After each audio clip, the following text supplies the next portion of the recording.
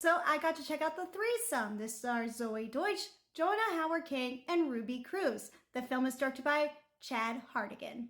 A young man's perennial crush leads him to an unexpected threesome. He thinks it's his ultimate fantasy come true.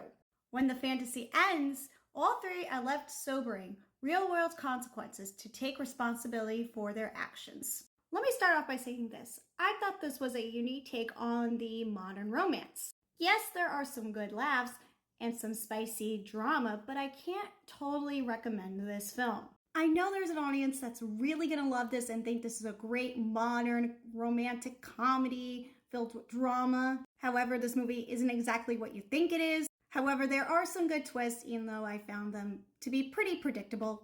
It was still fun to watch. And then I feel like there's gonna be like an audience that's gonna be really frustrated watching this. And I think audiences are going to be frustrated with this film because of the characters. But that's the point of these characters. They go on this journey to learn more about themselves and learn some life lessons. But if we're talking performances, I thought Zoe Deutsch was very good, and so was Ruby Cruz. I thought they both had great chemistry with Connor, played by Jonah Hauer-King. Jonah Hauer-King plays Connor, the main character, and I thought his performance was fine, but nothing too special. This is the first project I'm seeing Jonah in a leading role. I've seen him in a lot of supporting roles, like in The Little Mermaid, portraying Prince Eric, and in the reboot of I Know What You Did Last Summer. Now, if I had to pick a character that I did like, I would have to pick Jenny. Jenny is played by Ruby Cruz. Now, for the director, Chad, I'm going to say it like how I said about Jonah Hauer-King's performance. It was fine. His direction was nothing too special. The problem I have with his direction is that the tone is very uneven.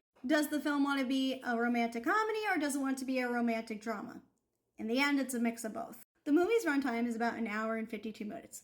That's a long time for a story like this. Now there's a major event that happens in the film. This is shown in the trailer, and that is both girls get pregnant. And there's a lot that happens, and I think there's some stuff that could have been cut down because there are some scenes that are really dragged out. Now, The Threesome is getting a theatrical release. I think this would have been a better film for streaming. But I'm happy to see more romantic comedies are going to theaters because there is a romantic comedy resurgence. The Threesome is not a perfect watch, but down the road, it will find the right audience. I'm going to give the film this grade right here.